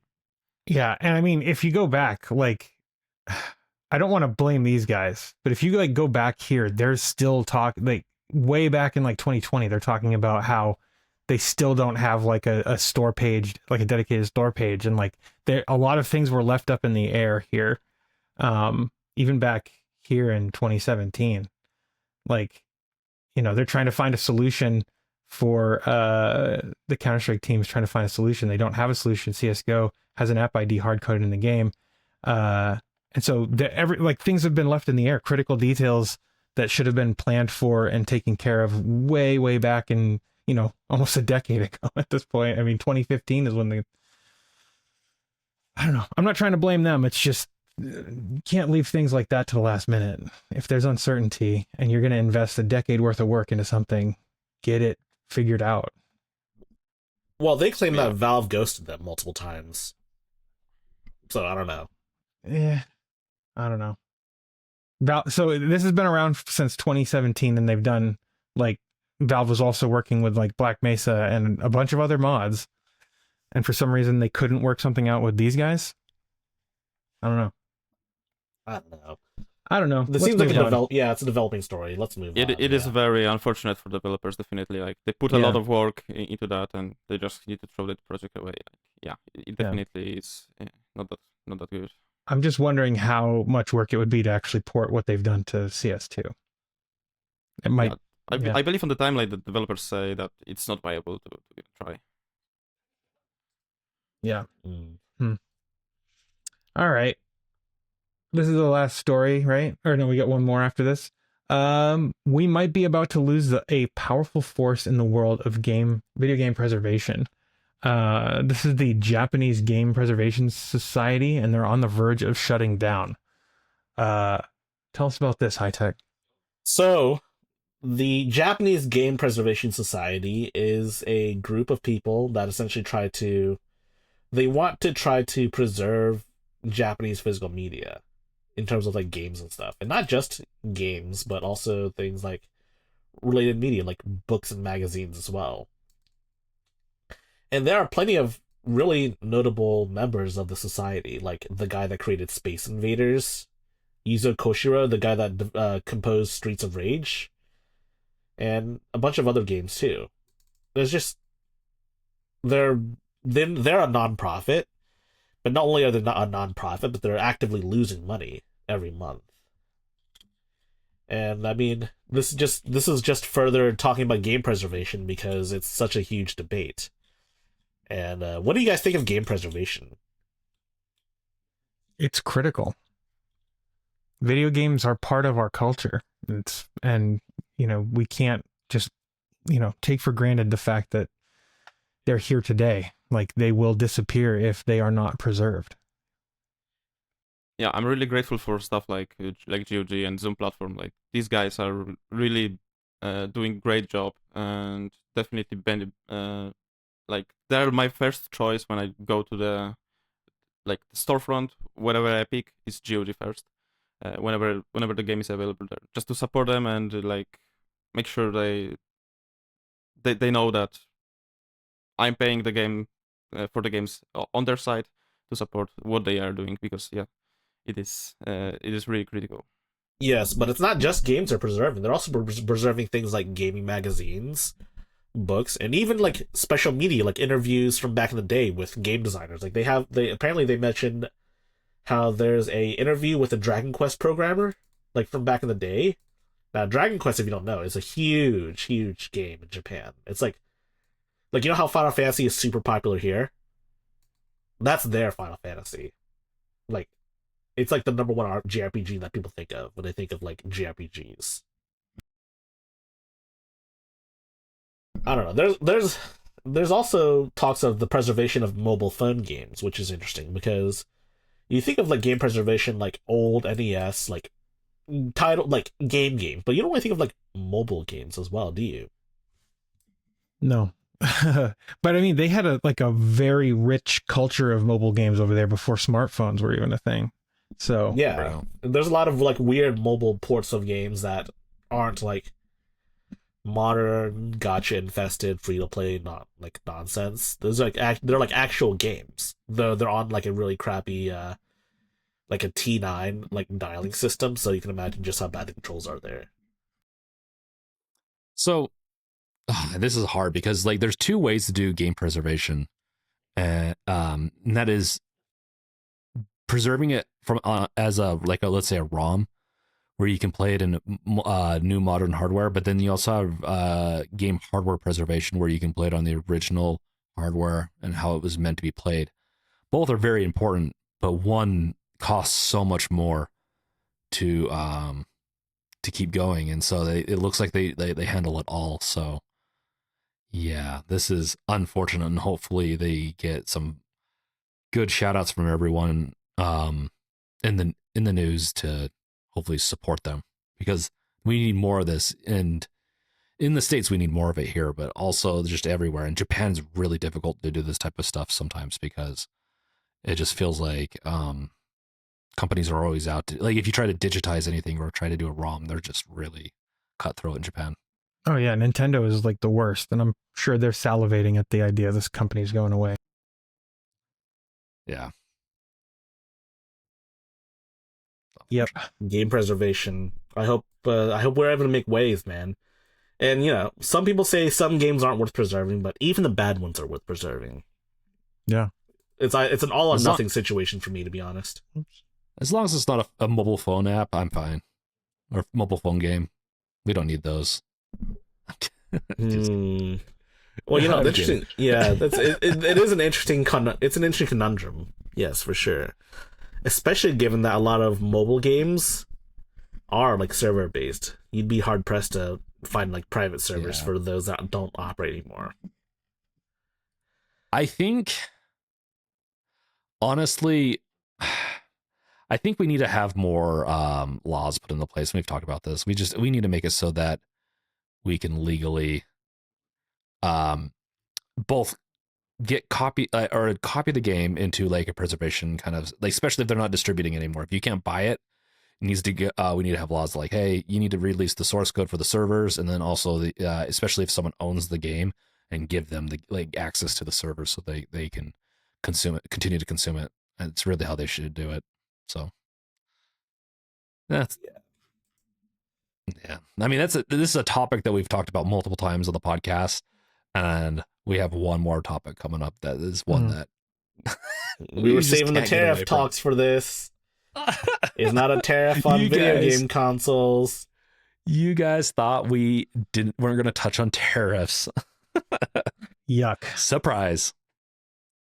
So, 100% tariff on international films. I think I've started to understand that all this tariff talk from these guys is a grift and it means nothing. Yeah.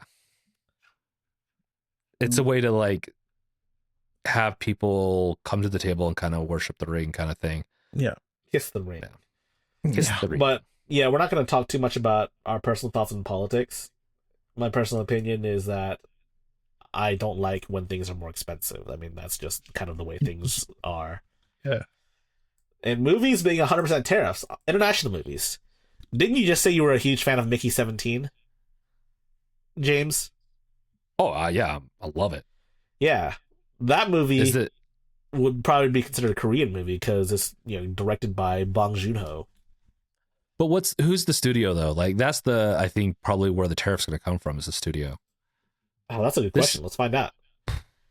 Let's see. Yeah. Mickey 17. So Yada. I don't know if that would. This is a hard one Okay. because they're definitely Let's see. go for it. Production Yeah. companies. Warner Brothers Pictures and also Plan B Entertainment. Yeah, this article here says it's unclear whether this proposal would affect films like Wicked, which was filmed in the UK but produced by an American studio. So, The this Dark is Knight- all just yeah. saber rattling and it's so fucking silly. I'm so tired of it. Yeah, There's also, I don't think this is too complicated. I think for them to. Yeah, I guess Uh. the best question is like what does being made outside of US means? Like, Yeah. is it the company that's outside of US that makes the content available inside of US, or is it like filming outside of US and the company is from US itself? Or maybe the movie stars are from other countries as well. Yeah, that's Because, that's a completely different topic as well. But yeah, that's Yeah, let's look at that's valid. Marvel movies are some of the most popular American movies, but any movie that has Thor in it is also partly Australian because Thor's from Australia. I mean, Chris Hemsworth. That would be hilarious. They put a tax on actors. Okay, you had this one foreign actor, so that whoever. Yeah, this is so it's gonna probably be based on studio, or else it's gonna get too complicated. But at the same time, I don't think it's gonna go through. No. I think this is like what Gardner says, saber rattling. I think he who will not be named right now watched a documentary on some documentaries and some shows, and it's like, you know what, we need to get back to the good old days, and I think that's what this is coming from, partially. If even that. I mean, Well, he's been big into Alcatraz lately. He wants to bring it back, and so I'm like, yeah. Remember I mean, Alcatraz? all of it's coming from like a deep-seated dementia. Like, for fuck's sake, dude. Like, I'm sorry. That's my politics right there. It's I can't stand it, dude. Anyway, why did we end on such a shit note? Why did we end? Because I put it at the end. Let's see if there's any positive news going around. Let's see. Probably not. positive news is Evo's tariffs are going on. into effect. Oh, okay. Evo Japan is going on right now. They're having massive fighting game tournaments in Japan. See what else. They just nerfed an ability in Expedition 33 that could hit like 2 billion damage. Don't nerf it before I Wow. touch it. They gotta give me like a couple of months. Apparently that's enough to kill the final boss like 45 times. I mean, you can really easily scale your characters to the level where they just one-shot bosses. Like, but Mhm. yeah, that happens after you finish like the act 2, so you're at the end of the story pretty much. Fair enough. See, We need to end on a positive thing. I'm missing out. It sounds like I'm missing out high tech. Let's do something that's positive. should we watch some video game trailers for the games we all talked about? What I think the game? only trailer we watched was Grand Theft Auto We could 6. also Were there any good comments last week? We should talk about comments. Yeah, we should. Let me pull up some comments and see. What do we got? I got some comments here. I got the positive news. Oh Yeah? yeah? Oh, The GE Proton that we are cooking up in OpenWide components right now is going to ship the Wayland driver, and it will work out of the box. Ooh. Hell yeah. Oh. nice. That's That's, gonna be good great. news. Ooh. Let's see. GE Proton is such a sweet project. I love it. Yeah. We should get Golden Egg Roll. Dude, we're just listing off Yeah. people we want in the podcast. I met him in Denver a couple years ago. He's a really nice guy. But I'll reach out to him. So let's see what else. So Sire Fine, I don't know if that's how you pronounce the name. They said, I don't think Apple should get any cut, and if they did not, then Microsoft, Steam, and Android could follow. If the game is free and there are in-game payments, that should go directly to the developer and publisher. Apple can charge per download since that is the only thing affecting their tier service. They're affecting tier service. Their service. Yeah, I know. I mean, they're doing more than just hosting and delivering bandwidth. I mean, they do moderation and they do stuff. So there's more to it than just bandwidth for sure. Do we still think 30% is a fair cut for anything? I do. Maybe not for like services like the iPhone, because like it's like what 99 cents for an app, or $2 or whatever. 30% is a huge portion of that. But like IPA as things scales, IPA? Something like it's like an IPA or something like that. The package size for iOS and Mac OS even like usually is pretty small. It's not comparable to a game. So Yeah. like infrastructure wise, it's a much cheaper cost. They don't have the same services. I guess they do have like game services. But you could probably tier that out. Meaning if it's a mobile app and they use their service, I think no more than 10% is reasonable. And if it's a game, maybe 20%. But I think anything above that is robbery. I think 30% is robbery. I'm also a developer, so For all platforms, yes, I agree. Steam, I'm a little bit with Gardner. I still think 30% is too much, but I think a nice 20% would be reasonable for me. I think Depending that on- whole rule. I think- Oh, sorry. Go ahead. Well, I also think it also depends on like how big your game is gigs wise too. I think there's other things that need to be played into, but yeah. Well, Yeah. what would happen if you have a massive like game the size of Call of Duty, but no one buys it? I don't know. Don't make a massive game like Call of Duty. True that. Don't be Call of Duty. Like tax their ass.